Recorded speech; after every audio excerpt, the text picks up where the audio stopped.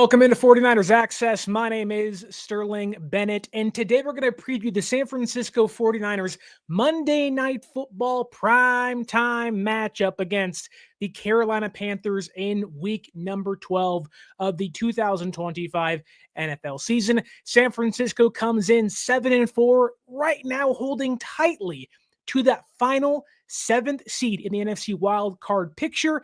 Just annihilated the Arizona Cardinals. Now they're back home, hoping to do the exact same thing against the Carolina Panthers. Meanwhile, the Panthers, 6-5 coming into the year. They are one game behind the Niners for that final wild card spot in the NFC. And if I'm being quite frank, I don't really understand how the Panthers are 6-5. I don't get it at all. I don't understand it whatsoever.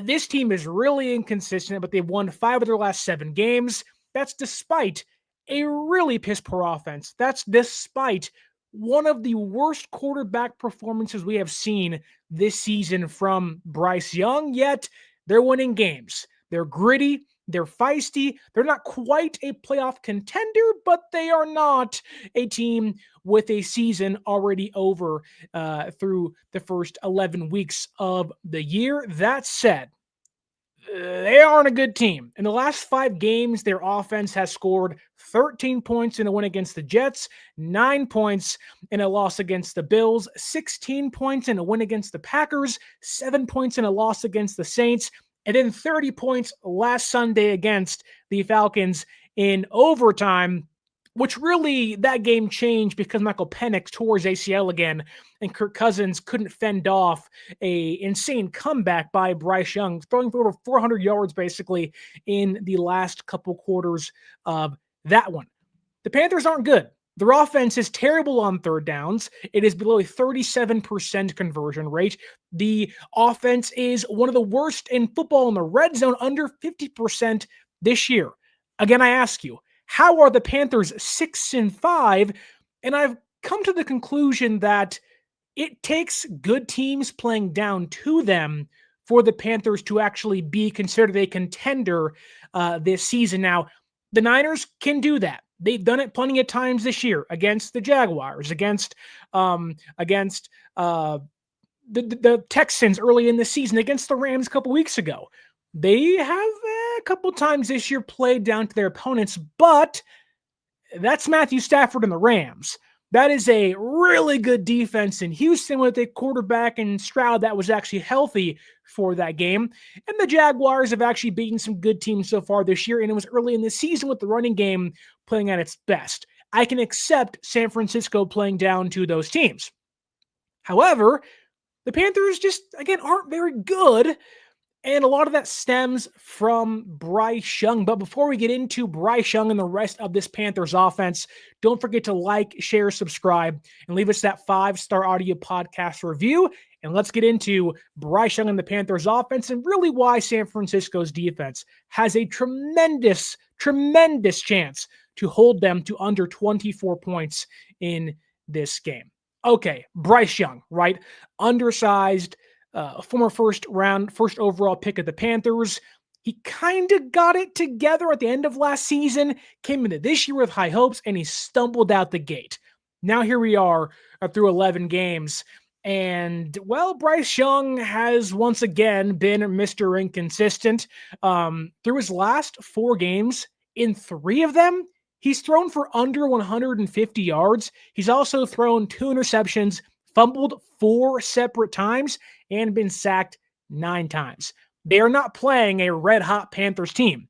They may have won 5 of their last 7 games, but the quarterback play is right now kind of in the gutter.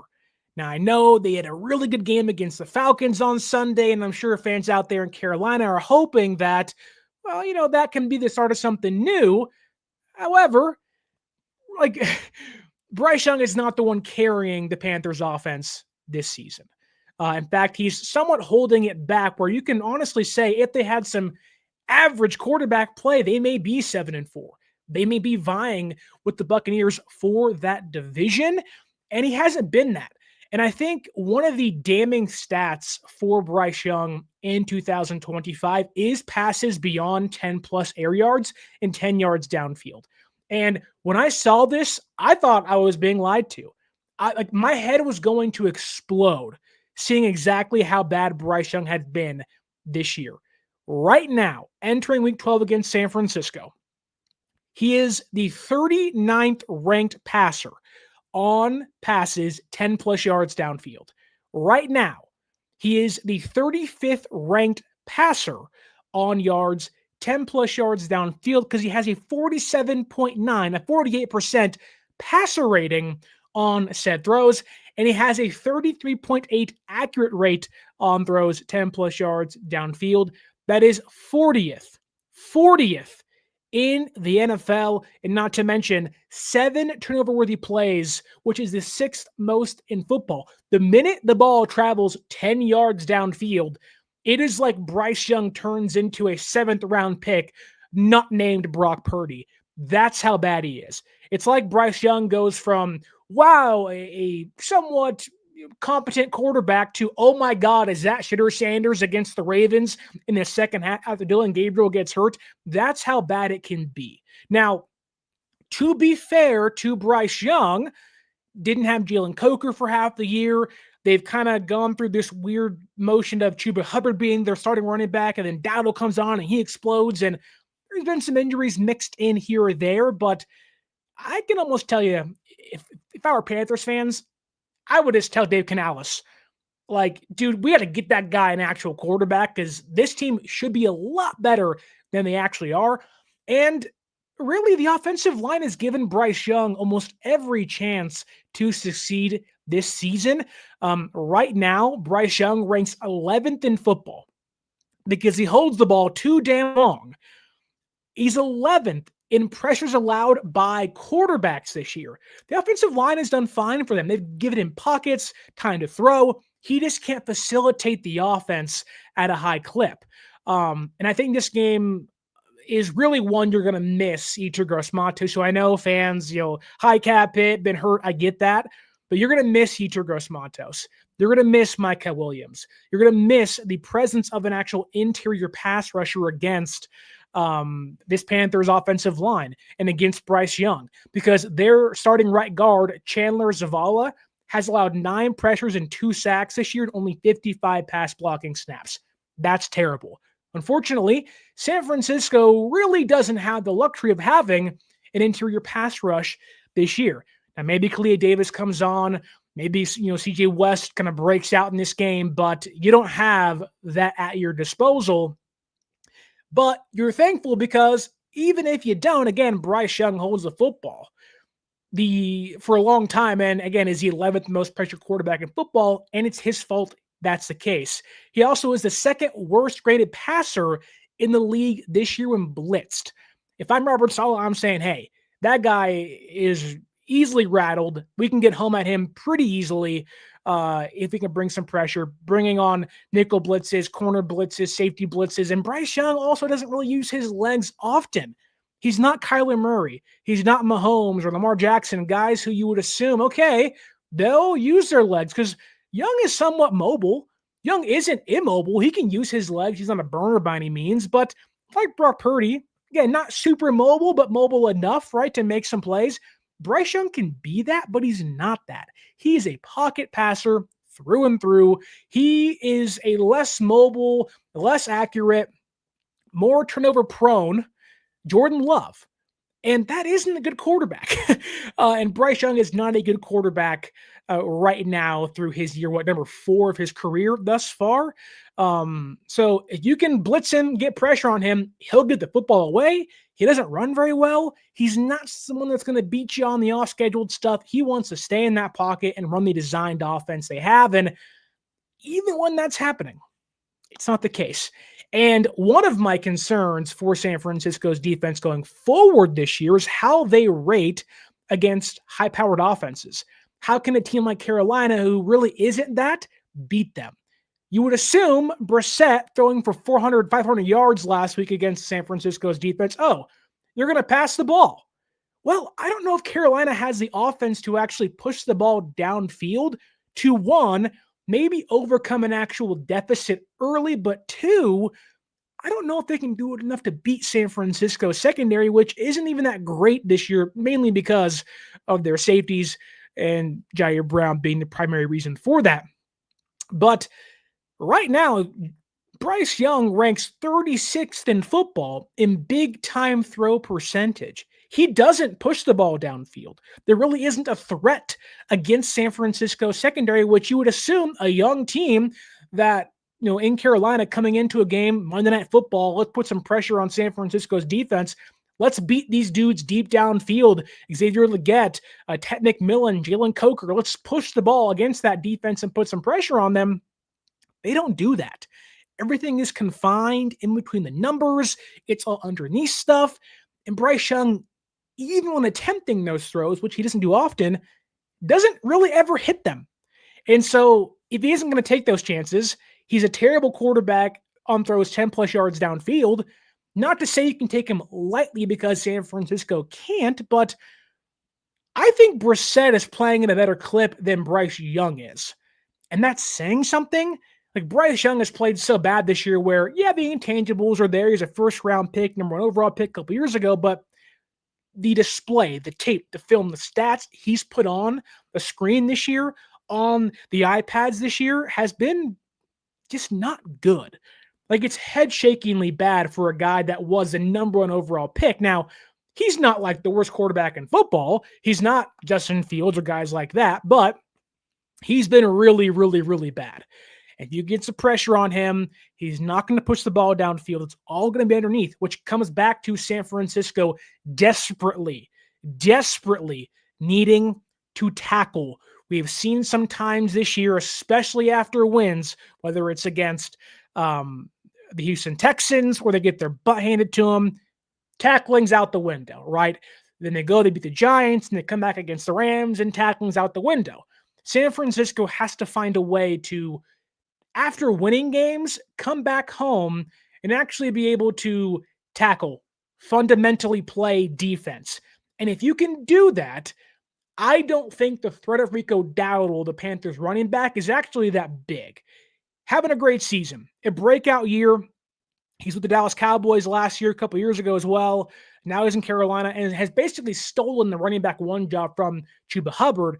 And he's 4th in the NFL in rushing yards, 5th in yards after contact, and he is tied for 10th with or 10th in runs for 15 plus yards. He's an explosive guy. He's a fast guy. He makes guys miss. You hit him once and he's gone, right? That's Dowdle. But if you can wrap up, and I don't know if San Francisco can actually do this, which is a big problem for me because they continue to have these guys like Brown and even Stout for, some part of it, but Mustafa and Brown, their safeties, the last lines of defense, they don't wrap up. They want the big hit every single time. And I think, if you can realize, you want to get a big hit or two, you want to enforce turnovers and get fumbles, I get that, but you want to wrap up that dude in the backfield, because if you don't, he's going to gash you over and over and over again. And I think if they can actually tackle, I don't think Dowdle being this explosive back plays too far into the game. Now, that's a big ask. And if they don't do that, we're in for a long day on the run defense side of things. But thankfully, and you saw this last week, San Francisco is finally leaning into their young defensive tackles. Alfred Collins, back after he missed the Rams game, was a huge impact against the Cardinals last Sunday. And then CJ West finally getting some snaps. Don't know why he wasn't playing. Kevin Givens wasn't active last Sunday. That was a great choice by them. Those two guys are probably the most important players on this defense this Sunday. I think those two guys there, Alfred Collins and CJ West, have one of the toughest jobs this Sunday, but also can be two of the most impactful Niner defenders on Monday. Not Sunday, Monday, excuse me, because it's prime time Monday Night Football. The Panthers' interior offensive line isn't great. It's not terrible. Cade Mays is okay. He's their center. Ben Zavala is their right guard. They can beat those guys in the passing game, but also on the ground too. They can move those guys around at will, I think. And if the young defenders can actually play up to par and kind of do what they did against the Cardinals, Dowdle doesn't become a non-factor, but his impact certainly dwindles. It it certainly dowdles, if you will. Wow, that was really bad. I'm sorry. But it's a really big thing. If you want to stop Dowdle, you have to have your young interior pass rushers and run defenders do their job. I think if you can replicate the performance you had on Sunday against the Cardinals, on Monday against the Panthers, I think they're gonna have a good chance to win this game. Again, the Panthers offense does not score points. They don't push the ball downfield.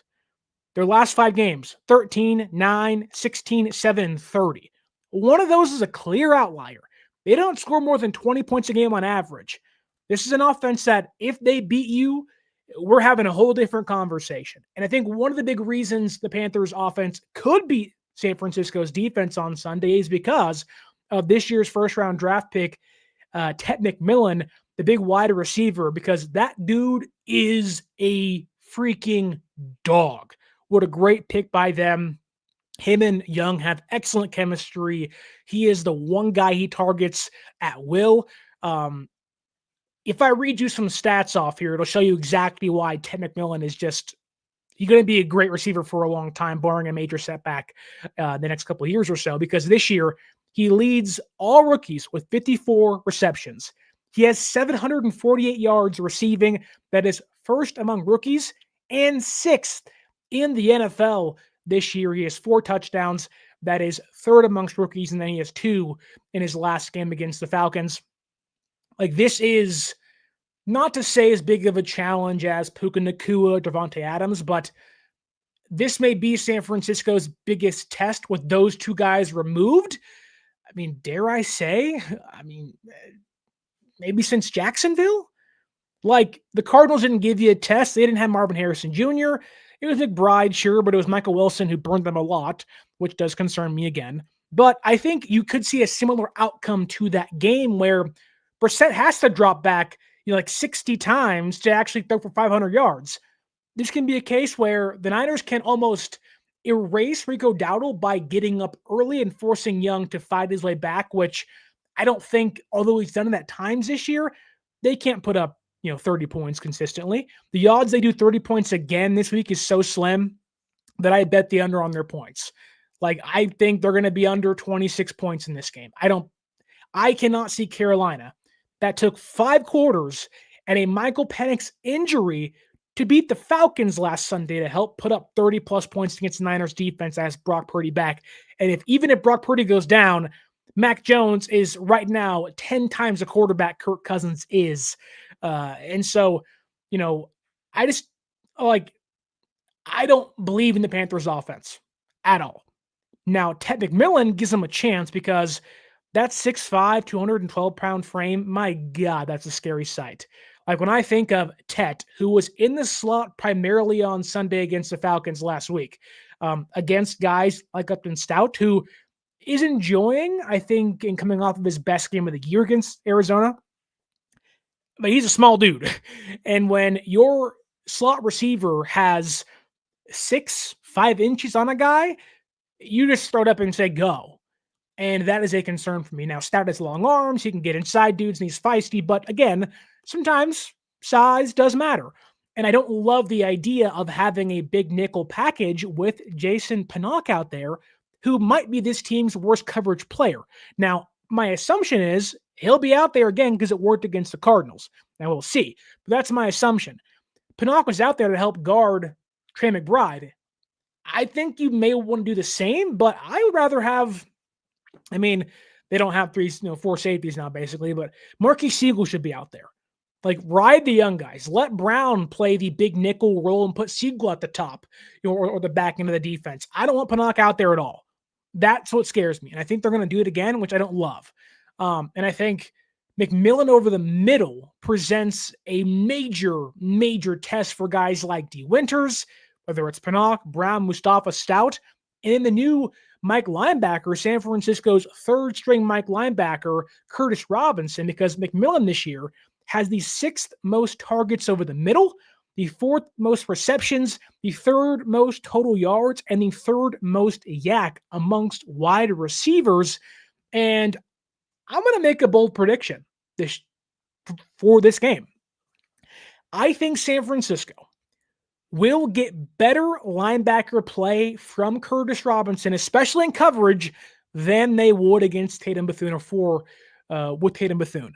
I love Bethune, fun dude, big body linebacker, fun to watch. There's clear building blocks of a really good player in there. Robinson is by far a better coverage linebacker, and I would go as far as to say I think you may see an improved Niners defense over the middle because of Curtis Robinson out there. Now, if he goes down, you're in deep waters, brother, and here comes Stone Blanton, and oh my God, we're having a whole, again, like, we are panicking big time. But I really like Curtis Robinson a lot. I think had he not got hurt last year, I think he was starting for San Francisco in 2024. And I think that if they can tackle, they can stop Dowdle. If they can get ahead early, like they did against the Cardinals, they can stop Dowdle. And I think you'll see much improved coverage defense against McMillan over the middle because of Robinson. But again, that test for Stout, can Stout, Pinnock, and whoever else is playing big nickel on Monday, stop McMillan? It's a big test. He's a big dude. They're going to connect. I would not be shocked to see 8 to 10 times on Monday. That's what they do. That's who they are. They may not score. They may not score 20 points, but they'll make sure Ted and Bryce Young are, intertwined in regards to chemistry. So watch out for that. We have a $2 super chat via one of our favorite fairies, Tommy Huxley. He says, Tig, that being Jair Brown, is as useless as a butt on an elbow. I've never heard that. As useless as a butt on an elbow. I mean, it's pretty useless. Unless you want to take a dump with your elbow in the toilet, which I wouldn't want to do. But yeah, I mean, at that point, you're right. I don't love Jair Brown, but I'd rather have Jair Brown play the big nickel than Jason Pinnock, who has just been utter garbage this year for San Francisco. I'm so confused as to why he is starting for them. I don't get that at all, but I mean, that's their own choice. He was terrible against the Cardinals, good against the run, but really bad against the pass. So you saw Nick Martin last Sunday. I think Marquis Siegel should be back in the fray.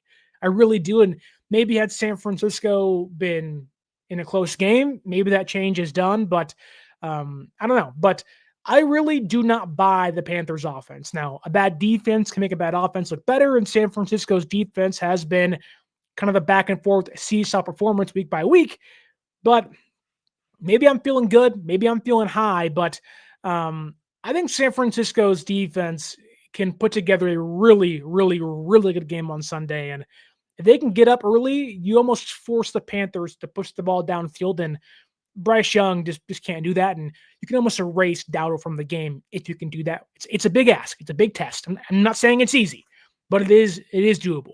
And a big reason for that is because of how good San Francisco's offense can be and was last Sunday, and when I think they can do this Monday against the Panthers, who, quite frankly, don't offer much of resistance defensively.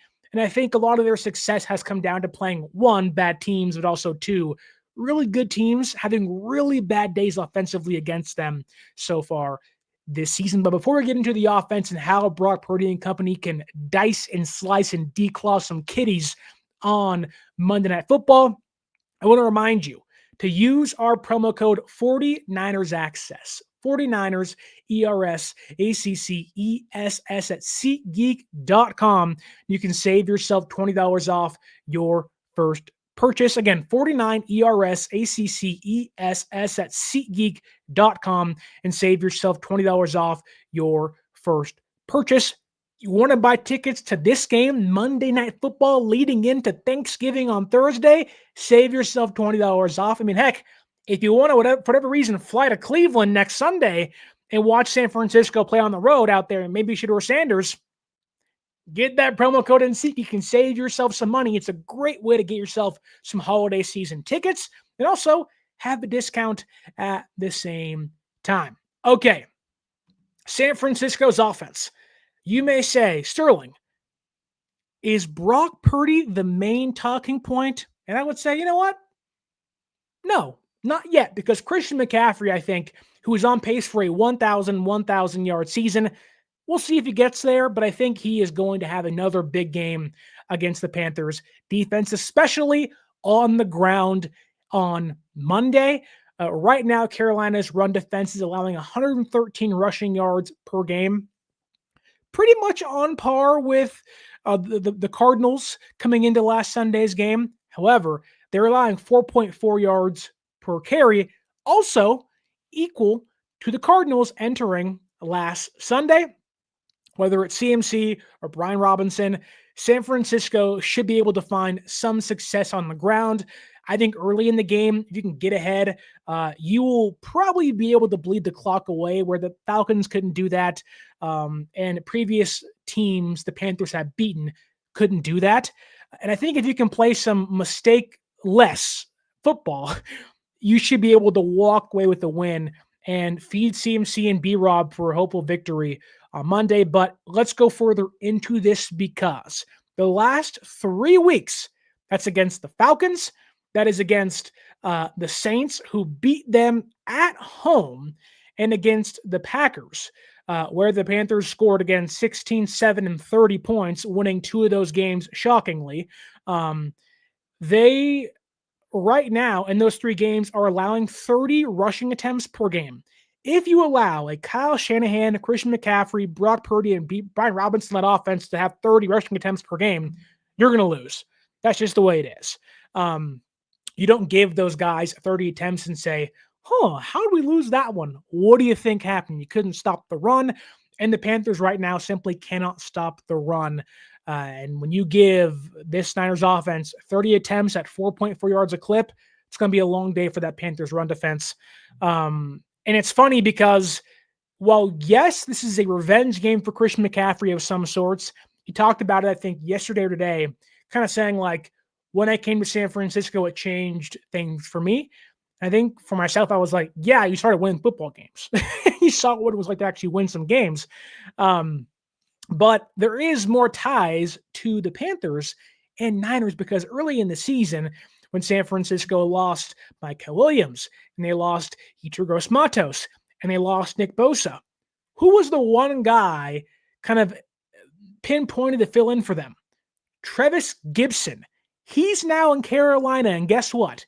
He is their 3rd highest graded run defender. That's how bad the run defense is. Now, he's been good, but he's a depth of reserve dude. And their best run defender right now is on injured reserve. They ain't got their dogs. And so I really think that I know this is a rather easy part of the schedule for San Francisco. You play the Cardinals and the Panthers and the Browns. You have the Titans after the bye week, but there's a reason for that. These teams are not good. And the Niners can really separate themselves in the wild card hunt, or at least stay on pace with teams like Seattle or the Rams in the NFC West divisional hunt, by playing teams like this and dominating teams like this. Again, the Panthers haven't been great against the run this year, and they're down their best run defender, and their 3rd best guy is a bench reserve practice squad player in Trevis Gibson. And that doesn't include the 2 interior defensive tackles they have in Derek Brown and Ashawn Robinson, who are not inside their top 3 run defenders. It's a really good thing for San Francisco's rushing attack coming into this one, just like the defense. If you can replicate what you did against the Cardinals, which they should be able to on Monday against the Panthers, you can put your foot, that heavy brick cement foot, so hard on the gas, on the pedal. Now that Brock Purdy's back, there's a real possibility San Francisco scores 40 points in back-to-back games. Now, it isn't going to happen, probably not, but I can see a future where that is the case.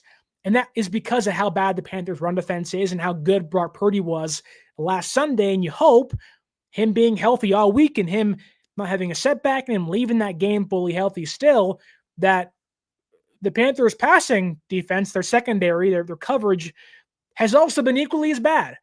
And in one key part, maybe one of the worst in football.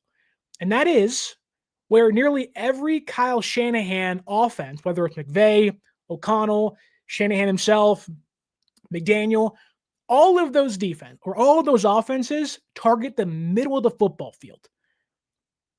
And if you give Brock Purdy or any of those offenses, even if it's Tua Tagovailoa, the middle of the football field, they're going to have their best games of the year. And the Panthers offer no resistance over the middle on their defense. In 11 games this year, 11 games, the Panthers are allowing opposing quarterbacks to complete nearly 80% of their attempts over the middle. That includes short, intermediate, and deep throws over the middle for 1,238 total yards, roughly 112 per game, for 5 total touchdowns, and they got 2 interceptions this year. Now, Purdy got away with some passes last Sunday. I can see him throwing a pick this week, but if you're going to give him 112 yards and a nearly 80% completion rate, night-night, goodbye, sayonara. The Niners could theoretically not end the Panthers season, but kind of doom their playoff hopes. And wouldn't that be special to be at home, prime time, and kind of tuck the Panthers in bed and say, it was a nice try. We'll see you again in 2026. That to me would be awesome to see, be great to see, be a big game for Christian McCaffrey on top of that and say, you know what? Y'all didn't treat me bad, but you didn't help me out in a big way. But I think a big reason for that and how bad the Panthers have been on defense over the middle is because their linebackers are terrible, which, funny enough, the 2 linebackers that have been terrible this year may not play this Sunday, which does that help San Francisco? Does it hurt San Francisco? I don't know, but the guys behind them ain't much better because the linebackers are slotted to play this weekend are Claudin Sherilis and rookie Bam Martin-Scott. The latter has not played a single defensive snap this season. You're giving Kyle Shanahan, Brock Purdy, and also George Kittle, Ricky Pearsall, and Jauan Jennings 2 bad to inexperienced linebackers over the middle. They don't play 3 safety sets usually. Like, this is what they're going to give you, and it's not good by any means. Sherilis has allowed 111 yards, a 5 for 5 on his target, so a 100% completion rate, and a 118.8 passer rating when targeted this year. And Martin Scott, again, has no defensive snaps. I mean, I salute you, Panthers defense. Good luck this Sunday against Brock Purdy and George Kittle and the rest of the San Francisco 49ers offense. You can't stop the run. You have no resistance over the middle. I mean, what am I supposed to say? That, Panthers are a feisty team. Yeah, but they're not good feisty. They're lucky feisty. And that's a big difference there. Like, people can say, who has San Francisco beaten this year? Oh, they beat the Rams and the Seahawks week 1. What is that? Who are the Panthers beaten this year? The Packers, because they are right now a kind of a fake team. And that's kind of it. They've beaten the Falcons twice. Falcons suck. San Francisco dog walked them at home. They lost to the Saints with a quarterback in his second career start and Bryce Young playing worse than that quarterback. At home, mind you. I just do not buy anything about the Panthers. I walked into this week, on Monday, thinking, hey, Panthers, tough game, wild card bout, has so much going on, and leaning on it. And I don't want to make it seem like you take them lightly. You don't. You have to win this game. This is a must-win game for San Francisco. But I walked in thinking, how bad could it be? They're 6-5. They're in the hunt. And I watched the tape. I saw the stats and I saw the analytics and I said, oh my God, this team sucks. And if San Francisco somehow loses to this team, I mean, at that point, you're hanging on by a thread. You cannot lose to this Panthers team. They are terrible. Terrible.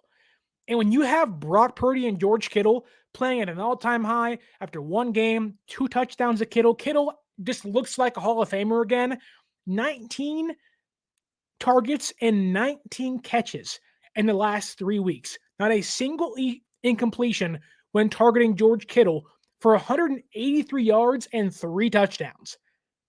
This isn't like, Kittle's kind of just there and isn't part of the offense. No, he is the focal point of the offense against one of the worst defenses over the middle in football. I mean, I'm sorry. Bet the over continually.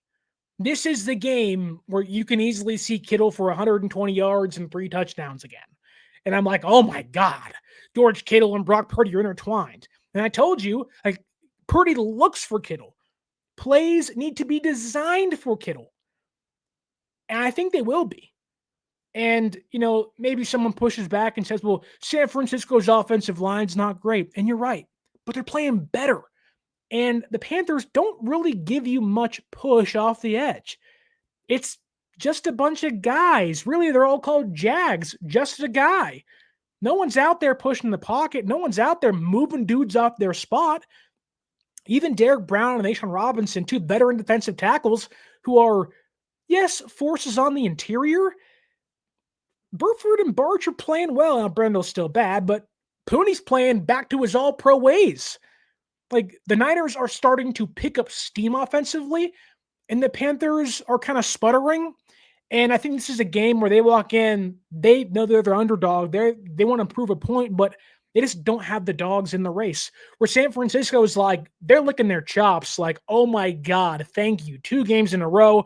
Brock is back. Kittle's on a heater. Here we go again. Light them up, and let's go out there and let's hunt some Panther.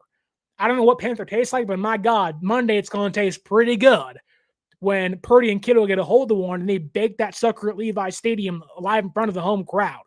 Like, it's going to be awesome to watch. I think Purdy should have ample time to throw. And at that point, if you can avoid the mistakes, which I certainly a concern, and I don't want to overhype things. Purdy has a couple throws last Sunday got away with. You can avoid those throws and play clean football, or you can kind of make one mistake against Carolina and get away with it. They don't get takeaways very much, but like, this is an offense that can put up 30 points, boom, boom, boom, quick again. And we're sitting there like, man, what an easy Monday. Oh, I can finally enjoy my Thanksgiving and not be worried about what San Francisco does throughout the week. And again, maybe it's just me. Maybe I'm riding too high. I'm overconfident, and maybe I'll get, humbled. Maybe that's the case. But like, man, I'm just feeling really good. And funny enough, because Kyle Chipto says this here, I actually think this will be Pearsall's breakout game because they'll focus on Kittle. Funny enough, in my predictions for this game towards the end, I had 2 of them. I said, watch out for Jauan Jennings. He has a 4-inch, 37-pound advantage over the Panthers nickelback Shaw Smith-Wade. Watch out for that on Monday. And then I have Ricky Pearsall getting his first receiving touchdown of the season. They were trying really hard against the Cardinals to get him open, and timing just wasn't there yet on the routes and the breaks and everything. I'm thinking a 3rd quarter Ricky Pearsall touchdown to put this puppy away on, or I guess in this case, put the kitty away on Monday Night Football. How about that? How about Ricky for 5 and 80 and 1 touchdown? That just feels good. I like that a lot. He looks healthy. He's out there shooting hoops in the locker room again, and the routes were crisp. Again, his timing wasn't there. If they want to focus on Kittle and you want to leave Pearsall on an island by himself, I mean, good luck. Good luck. This is why getting Purdy and Pearsall back was so important to how good San Francisco could be this year and their trajectory in the second half of the season. I'm right there with the Kyle Chipto. I think Purdy and Pearsall are going to be on Sunday. I think Kittle scores probably a touchdown again, 5 or 6 receptions. Purdy and Pearsall probably connect for 5 or 6 receptions, 80 yards and 1 touchdown. And I think Jauan just continues to show why he is, 3rd and Jauan, clutch as can be. And I think, you once again see San Francisco's offense hit their stride. This is the game. Pick up steam. You boat race the Cardinals. I don't know if you'll have the exact same advantage on special teams. Matt Gay is now your kicker, and a way to avoid the need for Pinheiro to come back is score touchdowns, not field goals. I think that'll be the case on Sunday or Monday. I keep doing that, darn me, against the Panthers. But I don't know. I don't know why. Like I've laid out all of the stats, um, and it just like all of it leans Niners, Pearsall, Purdy, Kittle, Jennings, McCaffrey. It's like I don't know how Carolina stops them. I I just don't know. Like the last really good offense the Panthers play, Panthers play was against the Bills, and they got 40 put on them. 40 because they ran the football so well. And San Francisco wants to run the football. Then, if you can do that, play action's opened, and they don't have the guys to stop it. Like, I'm feeling good, guys. Really good. Maybe it's because it's Thanksgiving next weekend and you're playing the Panthers who aren't really good. And I don't know. I'm feeling good. Vacation's coming up for me and my wife. And you're playing the Panthers on Monday Night Football. It's like, man. Like, Panthers can't rush the passer, don't really stop the run. They're kind of mediocre at that. Bad linebackers in coverage. Niners are riding high. They're on their hot streak, and the Panthers, quite frankly, have gotten lucky too many times. Now, there is a possibility where, let's say, Purdy throws 2 picks because he'll make some bad throws at times. He'll take some risks, and I think those throws over the middle, the layered throws, it almost cost him twice last Sunday. If he makes that mistake again and the Panthers get a takeaway or two, okay, then we're having a different conversation, and there's a chance the Panthers can be, feisty and kind of gritty and kind of claw their way back into this one. But, I just I can't find an excuse for San Francisco not to score or put up 28 points on this one. And to end the show, I have San Francisco winning 31-20. 11-point victory, a 2-score victory. Panthers will give you some pushback. They don't give in. They don't give up. I think Rico Dowdle will kind of cause some problems at times, and McMillan will give a mismatch for San Francisco's defense is Stout and Pinnock and those guys. But I don't know, guys. I'm feeling good. Feeling really good. I can feel it in my loins, in my plums. San Francisco walks away again with a victory. Mr. Fish and Chips says, your wife is still putting up with you, Sterling. She's a star. She is a star. She's great.